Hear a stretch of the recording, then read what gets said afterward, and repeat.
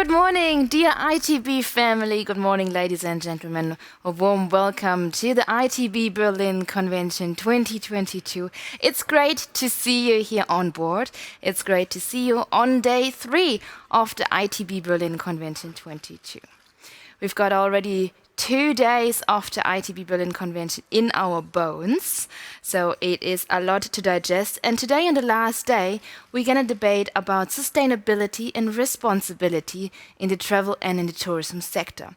I'm not by myself in the studio. With me is my dear colleague Rika, Jean-Francois. She's the commissioner at ITB Corporate Social Responsibility. Good morning, Rika. Good morning. And with us is also Professor Dr. Willy Legrand. He's a professor at the IU, the International University of Applied Sciences in Germany. Good morning, Willy. Good morning, Rick. Good morning, Katie. Good morning. Great to have you, of course, both of you in the studio. It's a little bit of face-to-face event now. Willy, can you give us a highlight overview on the topics of today? Yes, thank you, Katie. And good morning, good afternoon, good evening, everyone. The thread throughout the entire morning session is really how do we place and how do we use sustainability as a key component of resiliency, a driver to recovery as well, as a tool to foster regeneration. And we'll do so with an internationally recognized lineup of experts and industry leaders and change makers. But the morning sessions are driven heavily by the environmental pillar in the travel, tourism, and hospitality sectors. We'll be talking carbon neutral destinations and regenerative tourism. We'll be learning how CEOs are walking the talk on net zero in hospitality. We'll find out how to get to and from destinations sustainably. What does that look like? And all of this really is under the umbrella of crisis management and destination resilience. So it's an exciting morning where we discover a travel and tourism hospitality sector that really thrives for regeneration, perhaps despite or because of the major geopolitical and societal and environmental challenges. Wonderful. Thank you so much for this first outlook. Can you give us an overlook? How can the audience engage and actually communicate here with the speakers and maybe send their comments, their thoughts, their questions? That's right. So we encourage the audience to actually give the comments through our Slido, and you will see this on the side of your screen. Provide your questions to the panelists and to us as well throughout the day. We look forward to those. Thank you, dear Willy. Rika, the morning is clear now. What do we have now in the program for the afternoon? Yeah, I think it's great, and thank you, Willy. It's so important to go for climate action by now, and I'm so happy that we really have this program in the morning. But as we speak now, there are these floodings going on in Australia, and we have solidarity with these people.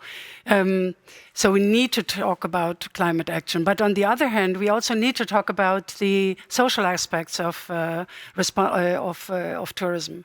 There are still violations of human rights, where tourism is part of it. So in the afternoon, we will touch a little bit more on the social aspects. There will be a panel on gender equality, where female voices will tell us what they've been doing and to cope with the crisis. We will hear about people of color, about inequities in jobs. We will hear about vaccine equity, because this is also still a subject. And we will hear about human rights risks of informal workers. We will hear a little bit about sustainable storytelling, and we will also hear about LGBTQ plus travelers getting ready to be the first ones to really start to travel again. And we will give out our ITB Pioneer Award for pioneers in the LGBT travel industry. In these times, you were mentioning the floodings in Australia, and of course with the still ongoing pandemic, but also with more than 30 wars now currently on the world, with the war in Ukraine as well, in these very vulnerable and hectic times. Can you tell me a little bit more why sustainability and responsibility has always played a very important role in the history of ITB?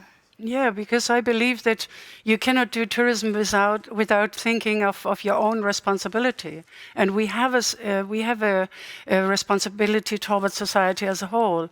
And I'm very happy that actually here at ITB we've been front runners, and we have always been discussing it, given our huge international platform to these subjects, because we are living on a planet which is just one, and we cannot continue to grow, because it's a limited planet. And if we want to save our product, the tourism, and if we want people working in the tourism being happy, we really need to address these things. And this is why I'm so happy that at ITB we are always use our platforms to raise awareness, because there's still a lot of awareness raising necessary.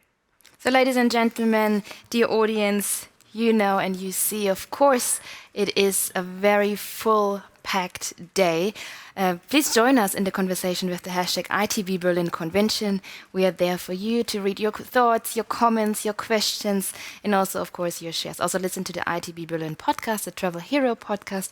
And a big thank you goes also out to the sponsors of today, the World Tourism Cities Federation, and the various track sponsors that, of course, make the ITB possible. For example, the German Federal Ministry for Economic Cooperation and Development, and Studiosos. So, dear Willy, coming back to you. So we had the morning and then we switched to the afternoon, but now coming back to what's coming up just now in the morning session. What are the sessions that we shouldn't miss out? Yeah, there's a lot of do not miss sessions, actually. In about 5 minutes from now, we'll be bridging climate science, the latest on climate science and the tourism sector. This is then followed by another keynote a little bit later, where we look at what are the leading destinations in a sustainable transformation. We move on, we'll have a panel on figuring out the boundaries of carbon neutral destinations and what is meant by regenerative tourism. The rest of the morning is equally exciting because we'll be joined by leading industry CEOs from hospitality who are discussing the actions that they take at their companies, but also how do they lead the industry towards that transformation, looking at net zero, but also at net positive. And this leads me to the world premiere, and I would encourage our audience to join as the Sustainable Hospitality Alliance introduces the pathway to net positive hospitality for the planet. And that'll be followed by another panel on mobility, as mentioned earlier. How do we get to and from a destination sustainably? So the morning is very exciting, but then we move in the early afternoon. We learn how to handle crisis management and destination resilience and the power of collaboration, which is in dire need these days.